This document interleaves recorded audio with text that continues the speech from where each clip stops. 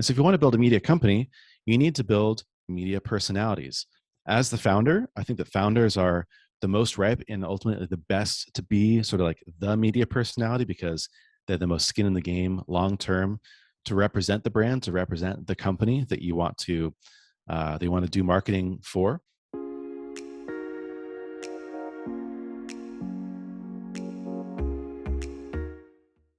Before we jump into today's episode, I'd like to give a quick shout out to the sponsor for this episode, Ahrefs. Ahrefs provides you with an all-in-one SEO toolset that does everything from rank tracking to backlink analysis, keyword research, and technical audits. The best part, you can now use Ahrefs Webmaster Tools for free to identify and prioritize optimization opportunities for your website, see all the keywords that your web pages are ranking for, take a close look at the websites that link back to and refer you in their content, and analyze other websites to find out what drives their rankings.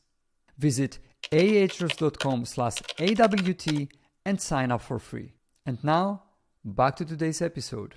Hello everyone and welcome to another episode of the SaaS SEO Show. I'm your host, George Hasiotis, and today I'm very happy to be joined by Corey Haines.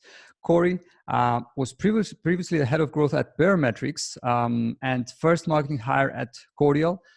He has consulted with dozens of startups on marketing and growth, including Savicall, Evercast, Riverside.fm, Holloway, Beamer, TimeStatic, and the list goes on.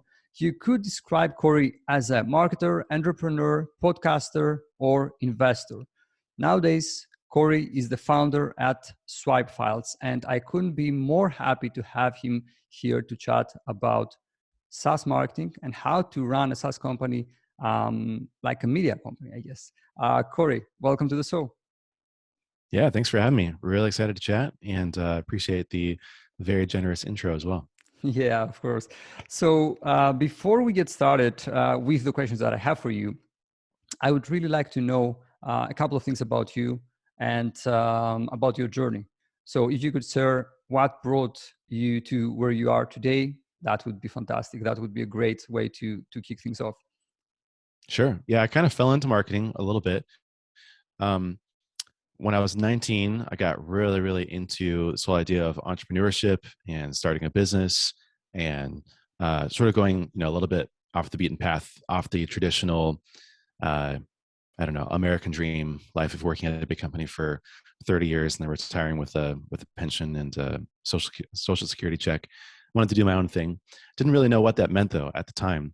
So I was majoring in accounting. It wasn't actually until I switched colleges, I transferred, and then found out that they didn't have an accounting degree, that I had to choose something else. And the only two options were global business or marketing. And I can't speak any other languages besides English, unfortunately, a huge regret of mine.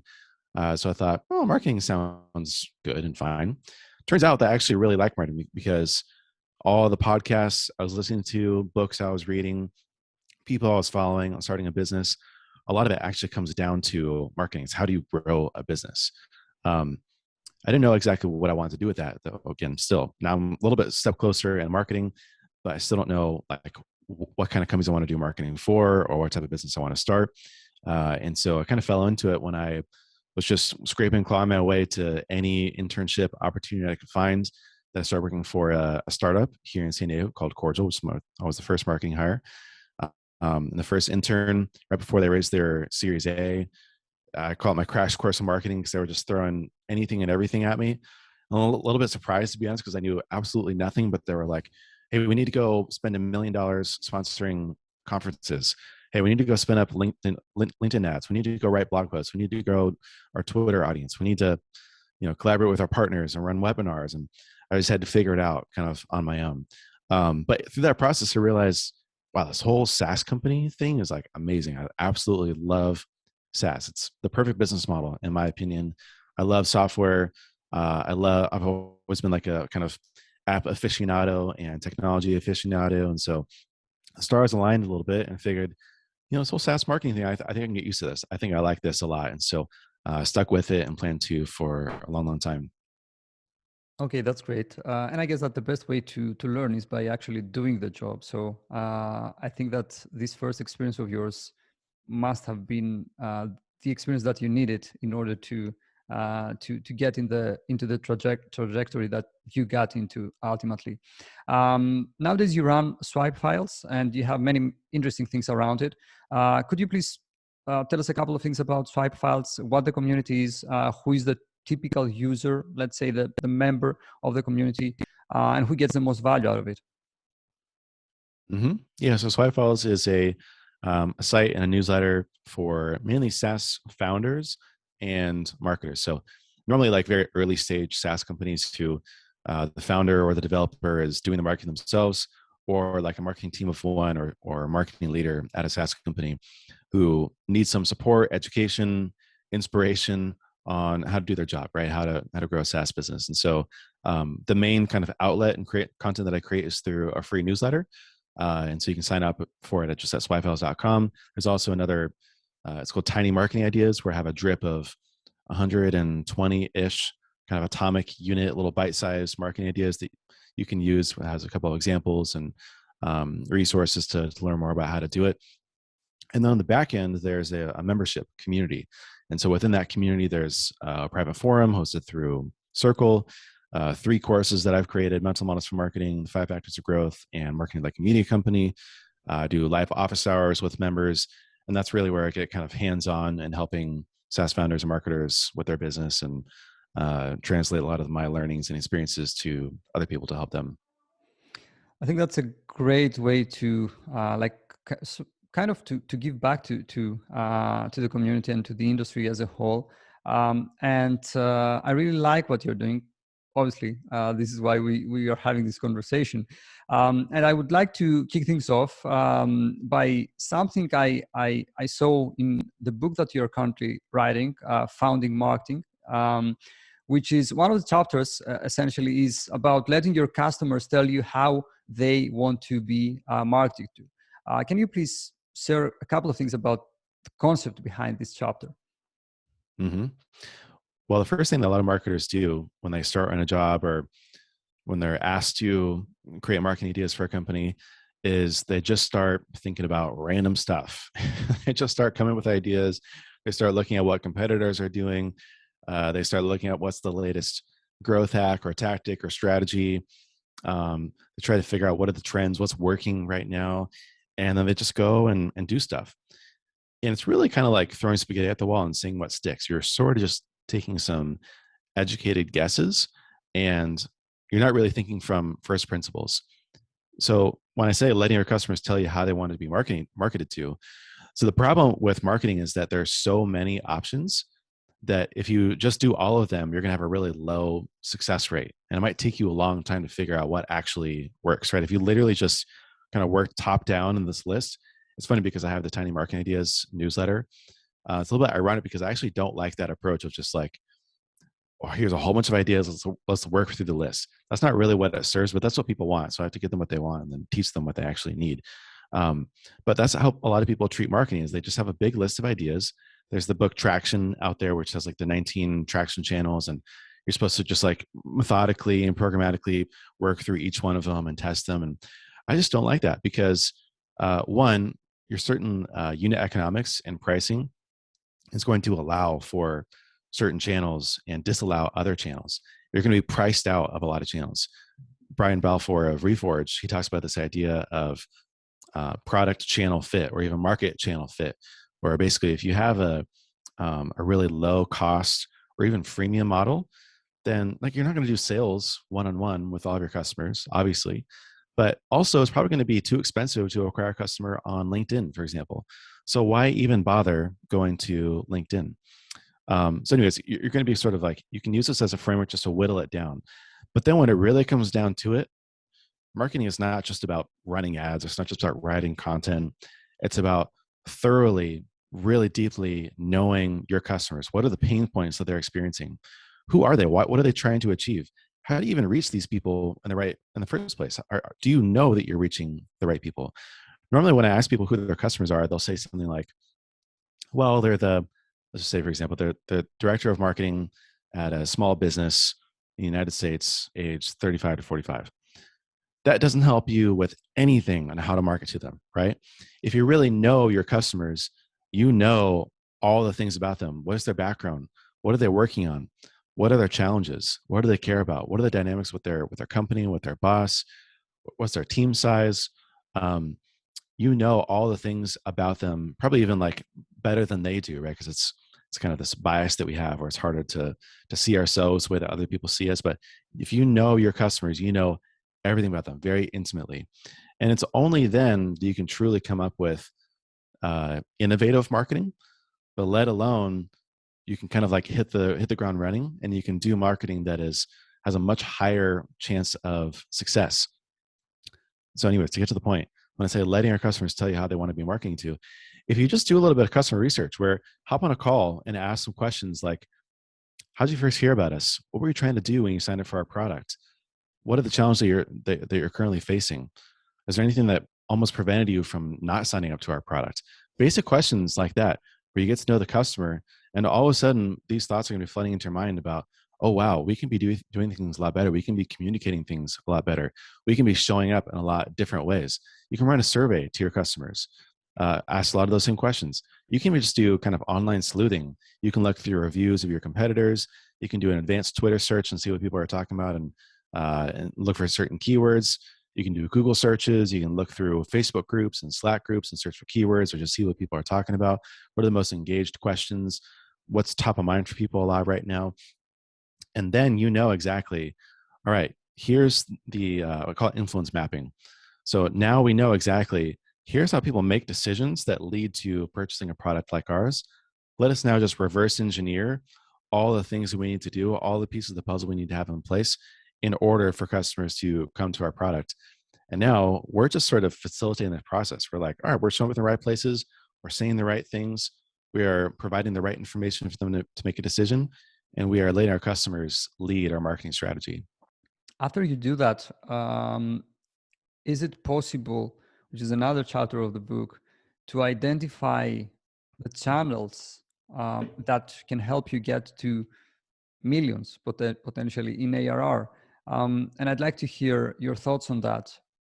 How can you define, or how can you find in general, 1 to 3 channels is the, I guess, the range that you give in the chapter, that can help you get to millions in ARR, which essentially, as I understand it, is sort of like a metaphor of, you know what, you don't have to try 50 different channels. You just need very few that can work tremendously well for your SaaS company. Yeah, exactly. So again, it comes back to, do you know your customers well enough to understand how they make buying decisions? And it differs for every type of buyer, type of business, price point for a product, and the industry in general, because everyone's going to have their own cultural norms about how products are discovered and weighed and used. And so you take an industry like podcasting, for example. I use a lot of podcasting SaaS tools, and I know a lot of podcasters. I'm a podcaster. I go on podcasts, so I know the market fairly well. And if you look at the way that most of the, let's just say, podcasting SaaS companies grow, it's usually a combination of 3 things. One is SEO. There's a lot of keywords and a lot of search traffic for things related to podcasting. 2 is affiliates. There are a lot of people creating content for podcasts, and a lot of podcast influencers, a lot of creators who are looking for an additional revenue stream and are happy to throw an affiliate link on their site and recommend you as the best podcast recording tool or hosting tool or editing tool, or you name it, right? And number 3 is social media, because that's just what people, it depends if it's Instagram or if it's Twitter or if it's you name it, Facebook groups, but like podcasters are going to be very active on social media, so you can meet them where they're at.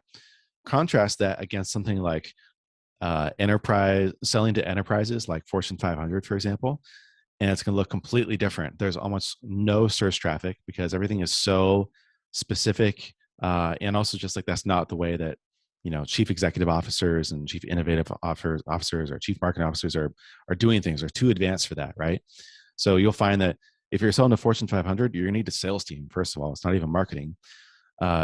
Second of all, you're going to need to go to a lot of conferences, because that's just how a lot of these networks and conversations start in the first place. And third, you're going to have to do a lot of sponsorships. You're going to want to sponsor and show up to this really niche newsletter, or you're going to want to sponsor a private dinner. You're going to want to sponsor a mastermind group, right? You're going to sponsor a trade magazine or whatever it is that, again, you find the sources of influence, and that kind of dictates your marketing strategies. But you don't need, like I say, you don't need 10, you don't need 50. Normally, if you actually look at it, it's 1 to 3 channels that get you to millions in ARR that really help you scale up. SEO goes a long way for a lot of companies. Events go a long way for a lot of companies. Affiliates go a long way for a lot of companies. I mean, even in the early days, you look back at companies like ConvertKit. There's a case study that I love, and I reference all the time. Nathan Barry, the founder, he had gotten like maybe the first 1,000 customers just through cold email. And they got to, I think, 100,000 in MRR, just over $1 million in ARR. And then they started doing these webinars with affiliates. And that in a year, they scaled from 100,000 to $700,000 in MRR with just that one channel. They literally added $7 million in ARR just through doing affiliate webinars. It's not rocket science, right? You find out what works, and then you scale that up, and you milk it for everything that it's got, and you keep that thing maintaining, right? Keep that thing going. You don't want to sort of give away or let someone overtake your competitive advantage in marketing, but it doesn't take all that much. It's funny because today we had a webinar, and I referred this same example as a great example of network-based content, let's say. But the funny thing is that this piece of content was by Lead Feeder, if I'm not mistaken, and the title reads from 98K MRR to something crazy, like a very big difference, like 650K in MRR, if I'm not mistaken. Exactly. By doing 150 webinars in 1 year, which is crazy. So this, with their affiliates. Yeah, this is crazy. But I didn't know, what I didn't know is that it was affiliates. The webinars were mainly with affiliates, which makes perfect sense now. And by the way, speaking of affiliates, we recently ran a study on software keywords. Obviously, for SaaS companies, they are very, very important, and they have commercial value. And we have seen that more than 40% of the top 10 search results in Google in the US are either review sites, G2, Capterra, GetUp, and so on and so forth, or affiliate sites. So either you like it or not, you have to play that game. They have a strong presence, and you just have to play it. But as you mentioned, like, it may not be the case in every category. No, you just have to do what's necessary to reach the customers you want for your product, right? Just do whatever the market dictates your marketing strategy should be. That's why, I mean, from my perspective, it's almost, I don't know, it kills me a little bit inside when I see people talk about, like, they'll hire some, marketing executive to come in their company and talk about their playbook, how they came from X, Y, and Z companies before, and now they're in a totally different industry. And I just know it's not going to work out, because they're going to try stuff that doesn't work for their market, for their customers. It doesn't map one-to-one. You can't just copy and paste the same strategies across industries. You have to really tailor it to the market, to the customers, let them dictate your marketing strategy for you. Yeah, that makes perfect sense. I'd like to shift gears a bit and discuss SwipeWell, which is something that you are building in the public. If I'm not mistaken, you are currently in the stage of developing ideal customer profiles, pricing, and so on and so forth. And my question is, which is obviously something that I would like to learn more about as we move forward with the conversation. But my question is, how having an audience that you created through swipe files help you get more than 500 people on your waiting list for SwipeWell? Well, it helps a lot. Just made my life easy. This has sort of been part of the master plan all along, a little bit, but I'm essentially acting as like an in-house influencer. I am my own influencer for my own SaaS product, because there's such strong customer alignment between both of these products and a lot, audiences, and a lot of overlap there. So, for SwipeWell, it's fun because now I get to do marketing for my own SaaS business and my own SaaS product. So the way that I'm doing it is very intentional, right? I'm trying to figure out what are the ways. It's easy for me, right? Because I'm a SaaS marketer. I know this really well. I know the marketing world very well, how it works. I also, my first job at Cordial, we were marketing to marketers. It was email marketing software for large, corporate 1000 brands. And so marketing to marketers is also not a foreign concept to me. I know how marketers make decisions. I know the channels that they're on. I know the things that get them to buy. I know how to communicate to them, especially because I am a marketer first and foremost. Um, we're really, really early stage. So basically we're building an MVP. We're just now sort of sending out a couple of beta invites to start testing out the product. But right now, what I really want to do is start building up anticipation and start building up the SwipeWell audience and the SwipeWell platforms so that we can draw from that.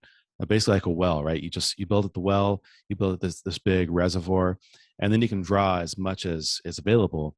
But if you don't have a lot to draw from, then there's going to be nothing there, right? It's not going to be very fruitful. And the funny thing that I talk to a lot of people about is a lot of startups will go into stealth mode, or they'll sort of be like, well, we don't really want to do a lot of marketing yet because the product isn't great, or like we're still in MVP. I'm like, what are you talking about? This is the perfect time to do marketing, because then when you do want to launch, you're going to launch to crickets.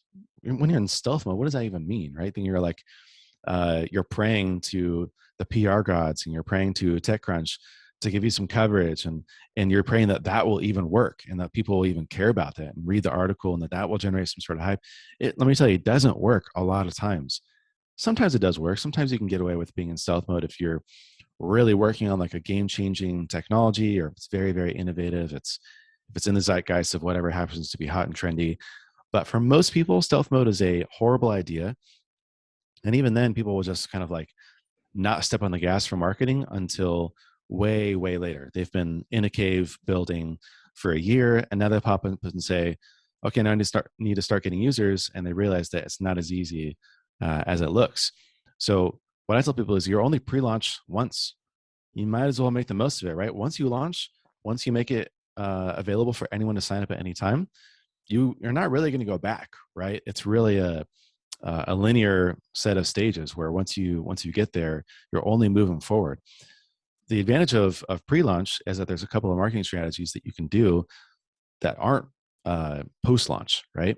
So right now we're working on a waitlist and a referral program for that waitlist. So when you sign up to SwipeWell.com or SwipeWell.app right now, what you'll find is that you sign up, punch in your email, we'll redirect you to a confirmation page that says, thanks for joining the waitlist. Here's your position in the waitlist. You're, number 10 of 500, for example. Or let's just say you're number 100 out of 500. We're going to be sending out invites top down from the waitlist. So if you want to move up, each person that you refer, you move up 3 spots in the waitlist. Click here to share on Twitter, Facebook, LinkedIn, email. Here's your unique link if you want to share it at any time and reference this at a later date.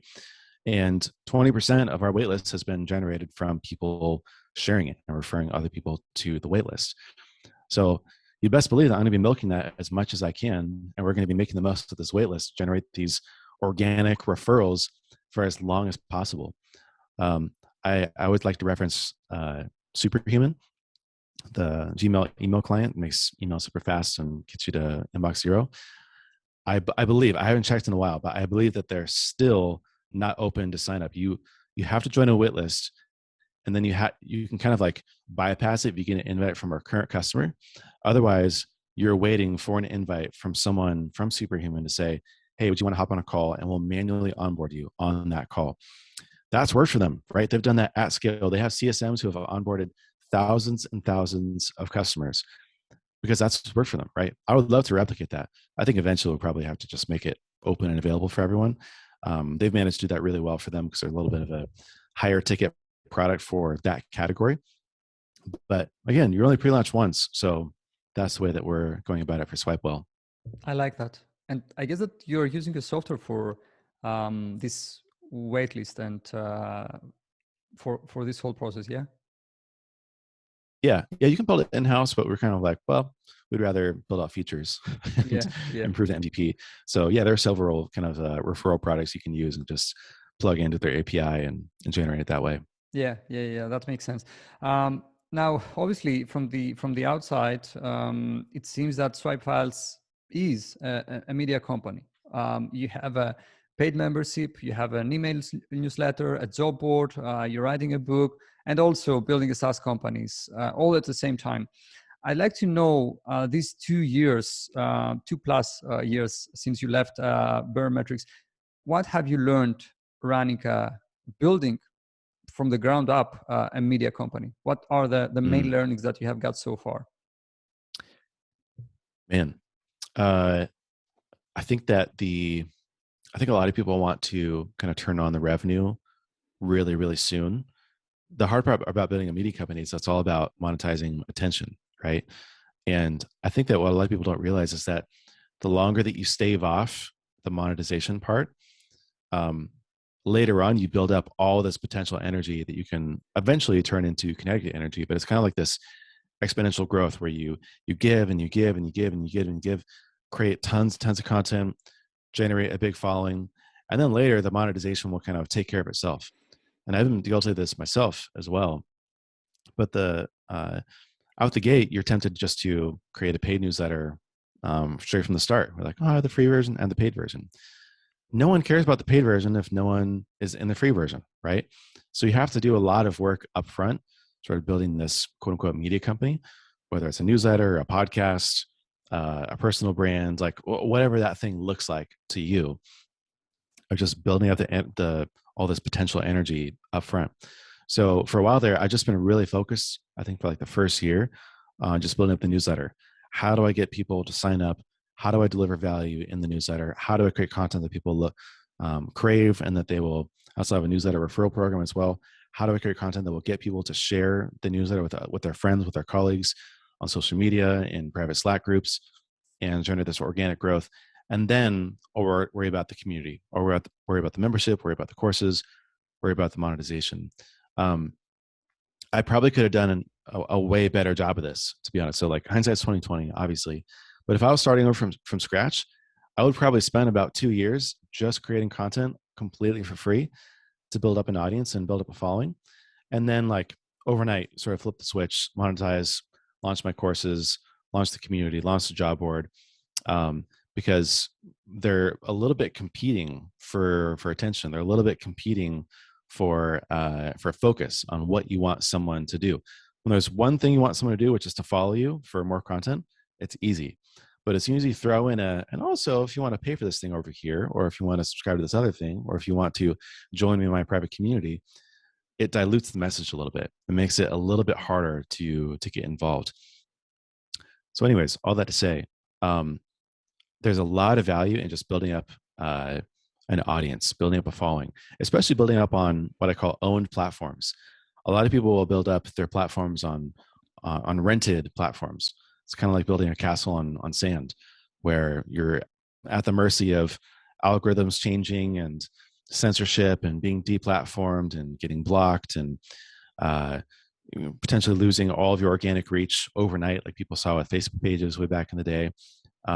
So my focus is a lot on how do I transfer all the attention I'm building up on these rented platforms, Twitter, LinkedIn, even borrowed platforms, which is another concept, like a podcast I'm doing right now, or doing a newsletter swap, doing a webinar for another brand, and transferring all that as much as I can over to an own platform, like a newsletter, like a community, like a podcast, where there's these open web protocols, RSS, email, SMTP, a community where it's like you own the distribution. There is no algorithm, or at least like you make the algorithm basically. And that way you have a direct line of communication with your customers, and it's transferable, right? Where I can move email lists. I can't move my Twitter list anywhere. I can't move my Twitter followers to another platform. And that's a huge risk, right? And so that part I definitely got right with sort of this building a media company thing, is you need to build on owned platforms. You need to be able to transfer, just like a funnel, right? From borrowed to rented to owned. That way you don't have any risk and you have a direct line of communication with them. Can I ask you something? First of all, I follow your logic and I agree with your points, but I have to ask, let's say that a company, SaaS company that's established and has the resources to execute on different strategies and initiatives, comes to you and they tell you, Corey, we would like to run this thing like a media company. Okay. And they mention an example. When I think of examples of media companies, specifically for SaaS, I would think of something like ProfitWell. I don't know if you have any other examples, but we want to do it like ProfitWell. What are the steps that you would recommend? Like, how can they get started? In other words, towards trying to build a media or to run their marketing operations as a media company. Mm-hmm. Yeah, well, let me back up a little bit. So this whole idea of marketing like a media company was kind of introduced on Twitter by a couple of people, Dave Gerhardt, Balaji, I'm forgetting now, but a few other people I talked about. And I think that at face value, it sounds like a really nice idea. It gets a lot of likes, gets a lot of retweets, gets a lot of replies of, yeah, that sounds really, really smart. But then if you really think about it, you're like, well, what does that mean? What does that look like? The exact question you just asked, like, what does this actually look like? How is this different than traditional marketing? What does it mean to take it to the next step of marketing like a media company? So I actually sort of did the work, spent a couple months of researching, studying, really digging in. Just like naturally, I'm a very skeptical person. I try to be very objective and truthful and honest. And so I found myself just kind of like nodding and agreeing. But then I was like, no, I need to figure this out. Is this actually a thing, or is it just a nice idea, something that makes for a nice kind of Twitter soundbite, but isn't any more than that? After studying companies, I think we're exemplifying this and really getting into the nitty gritty of what it actually means. I think that there is a lot of merit to it. And there is a very stark contrasted difference for marketing like a media company versus what I call performative marketing, or just traditional marketing for SaaS companies, especially. Like you mentioned, there are a few companies in particular that are exemplifying this: ProfitWell, Wistia, Buffer, HubSpot, Coinbase, even A16Z. A lot of companies doing this really, really well. So when we get down to kind of the brass tacks and the practicalities of it, I think there's kind of a crawl, walk, run approach, where if you're just starting out, if you're, like me, and you're just getting your startup off the ground, you're not really going to be building a media company unless you sort of have a media company like a SwipeWell, for example, where you can kind of cross promote and leech off of that brand. But if you're starting from scratch, you're not actually going to be creating a media company. At scale, when you're HubSpot, you can literally create, or you can even buy a media company like they did with The Hustle. And that is quite literally marketing like a media company. So when you're just starting out and you're crawling, let's just say, for example, what does it look like? Well, to answer that, we have to understand, what does it mean to market like a media company? Fundamentally, a media company is about two things. It's about media personalities, and it's about treating your content like a product. And so with a media personality, think about every big media company out there. We have news anchors. Those are the people that, it's not about Fox News. It's about Tucker Carlson, right? Or it's not about CNN. It's about Anderson Cooper, right? People follow people at the end of the day. They want to hear from people. And so if you want to build a media company, you need to build media personalities. As the founder, I think that founders are the most ripe and ultimately the best to be sort of like the media personality, because they're the most skin in the game long term, to represent the brand, to represent the company that you want to do marketing for. So if you're a founder early on, it looks really, really simple. It looks like building in public. It looks like going on podcasts. It looks like becoming an authoritative and a trusted voice in a community. Very, very simple. If you want to walk with this a little bit, you want to bring in other people into the equation. This is when Drift, for example, David Kensel, serial entrepreneur, startup founder, really well known. He hires Dave Gerhardt. He says, hey, we should start a podcast. One, this will help you, but this will also help me to create more content because I'm a busy CEO and I don't have a lot of time. Seeking Wisdom explodes. And now Dave Gerhardt is more of the face and the voice and the personality of Drift. He's creating LinkedIn videos. He's talking on the podcast. He's doing speaking gigs. He's going on podcasts. Now everyone's looking to Dave Gerhardt. And then in turn, they're also looking to Drift, because Dave Gerhardt is the face of Drift. And then even beyond that, they say, hey, we need to create more Dave Gerhardts. Let's get Maggie Crawley to start a podcast about product management, not even related remotely closely to what Drift does as a product, reaching marketers and doing chatbots on websites. But we just want to bring in another audience. We want to have another angle, another media personality. Again, we saw this really well with The Hustle. Even Sam Parr is writing all the newsletters. Then he brings in Trung Fan, and then Trung Fan starts building his Twitter audience. Then we bring in Steph Smith, and we bring in Alex Garcia, and then we bring in all these other people who are building their personal brands, but in a way where they are representing the company, the brand, the corporate sort of face as well. And so if you want to just kind of get started, it's really about thinking about yourself as, how do I turn myself into someone who is worth following at the end of the day, who's creating content that is valuable in and of itself. So to extrapolate a little bit more on that second piece. So one, we have media personalities. Two is treating our content like a product. And that in and of itself is a huge stark contrast, because SaaS marketing in particular, in the last 20 years, I would say, it's been dominated by performance marketing, advertising, number crunching, quantitative analysis, attribution. It's very, very transactional. It's how do we generate more leads? How do we convert more of those leads? How do we just get more of these conversations up? But when you're taking all the time, I think that's what a lot of people find is that, even if you're successful for a little while with your advertising, it's the law of shitty click-throughs. Everything diminishes over time. You get ad fatigue. People get tired of it. You sort of exhaust the audience that you're advertising to. And so, so this is a completely different approach, where instead you're saying, we're going to give. We're going to create content that is educational, that is helpful, that if we didn't have a SaaS product, people would come to the site anyways, just to learn and just to get educated and even entertained. We're going to create podcasts. We're going to create YouTube channels. We're going to create fun newsletters and teardowns and all these creative types of content that people would go to and learn from just for the content itself. It is valuable in and of itself. It has inherent value to the content. And now you're doing more brand marketing, where you can advertise and retarget that list of people, but also you're just bringing in new people into the top of the funnel all the time. You're building brand affinity. People love and trust the brand just for the content rather than the product itself. And now when you advertise to them, you're going to have a lot less ad fatigue. You're going to have higher conversion rates. You're going to have a lot easier time getting on the phone with people.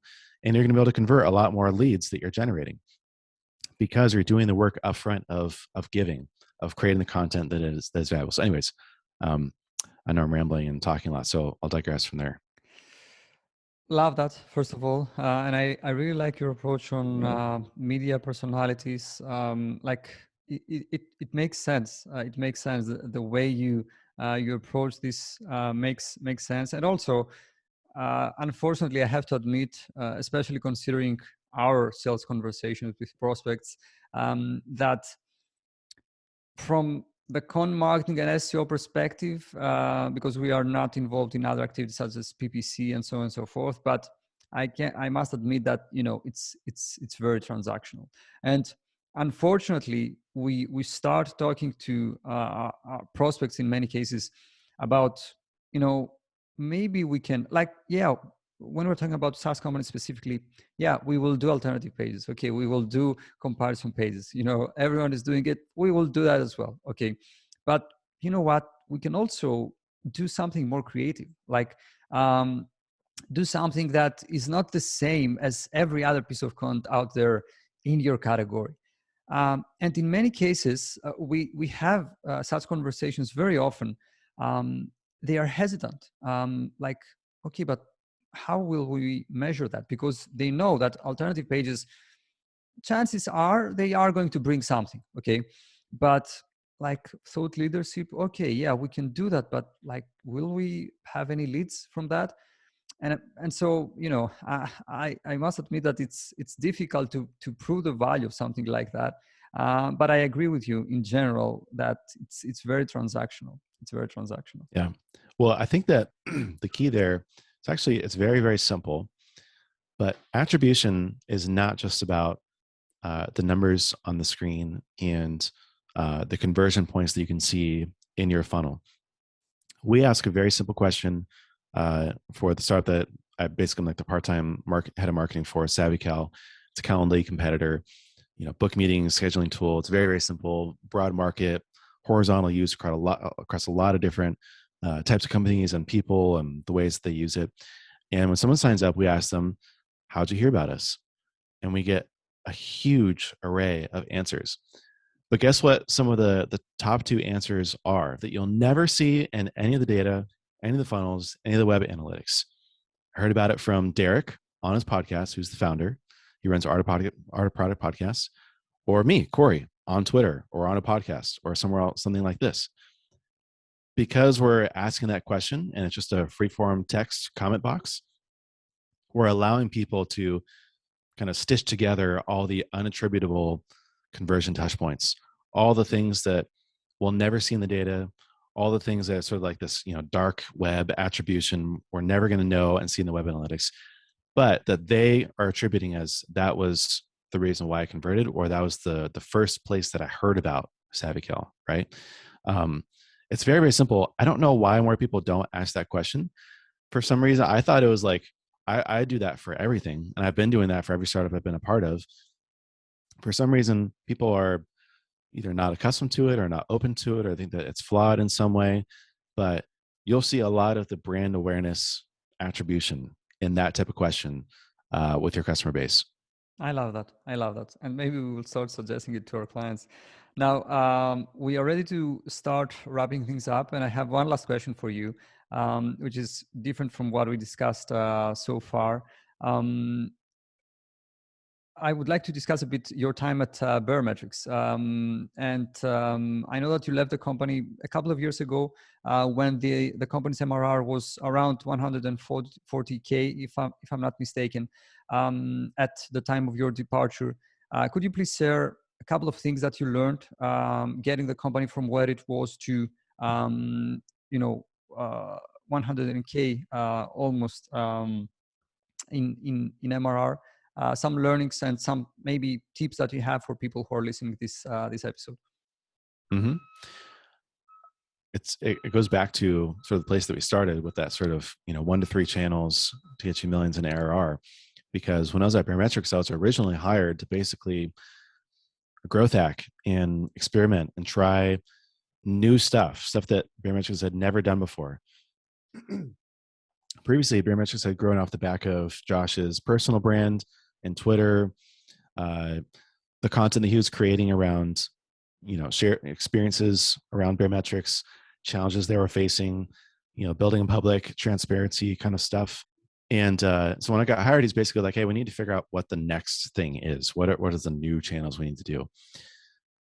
Turns out we just need to do more of the same. All the things that I tried that were new really didn't do that much. I mean, they probably added maybe like, 5 to 10 grand in MRR, but really to scale and to keep growing at the same pace that we wanted to, we just need to do more of the same and better. What was growing Baremetrics was content and SEO. And we basically put that on pause and stopped for my first year there. And then we realized there's a lot more here. There's a lot more opportunity. There's a lot more things we can do to convert this traffic. There are keywords we haven't even touched yet. There are new angles we can take, new methods we can try. We just need to really double down on content marketing. So we hired a content marketing manager. I did a lot more conversion rate optimization type of work. And guess what? It worked. And so I think a lot of my learnings at Baremetrics were a lot of what not to do and learning what it looks like to fail and to fail kind of gracefully, but also to figure out what does work, how to take channels to the next level.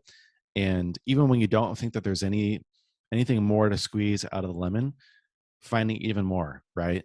And really taking it, I think that you kind of always, there's kind of this whole tip of the iceberg idea where you think just because you've covered the tip of the iceberg, what's above water, that you've explored the channel, you've tested it, it works, now let's work on to the next one.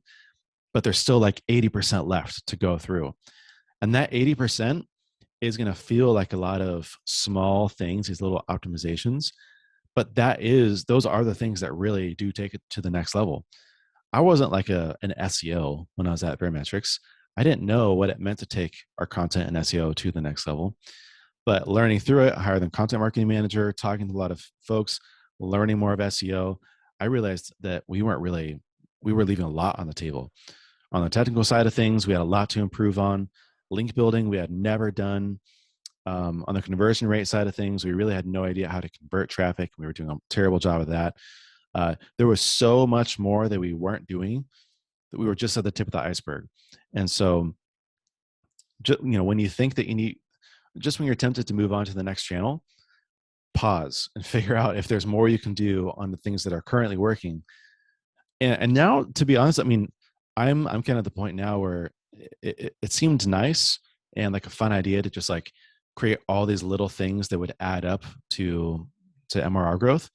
Now I'm like a marketing minimalist. Like if there's one channel that can just take me from start to finish to $1 million in ARR and beyond, I'd rather just do that one thing than mess with all this other stuff. I kind of had FOMO a little bit, like, oh, we're not running ads. Like we should be running ads. Oh, we don't have an affiliate program. We should have an affiliate program. Now I'm like, no, we just need to focus. What is the one thing that's most efficient, most promising, that we can scale up the quickest, and let's just double down on that and not even worry about the rest of it. I like that, and I think it's a great way to close this this episode. Last question that I have for you, Corey: where can people find out more about you and get in touch? I'm on Twitter pretty much all day long. So at Corey Haines Co on Twitter. My personal site, coreyhaines.co, has a list of all my projects and past experiences and stuff like that. But if you want to go directly, it's just swipehouse.com. Sign up for the newsletter. We'd love to have you there. And then swipewell.app if you want to join the waitlist. And I would love for you to check it out and be one of our first beta users. That's great. We will drop all these links in the show notes. Corey, thank you very much for being on the show. Thanks for having me. It's a lot of fun. Before you go, I'd like to give a quick shout out to the sponsor for this episode, Ahrefs. Ahrefs provides you with an all-in-one SEO toolset that does everything from rank tracking to backlink analysis, keyword research, and technical audits. The best part, you can now use Ahrefs Webmaster Tools for free to identify and prioritize optimization opportunities for your website, see all the keywords that your web pages are ranking for, take a close look at the websites that link back to and refer you in their content, and analyze other websites to find out what drives their rankings. Visit ahrefs.com/AWT and sign up for free.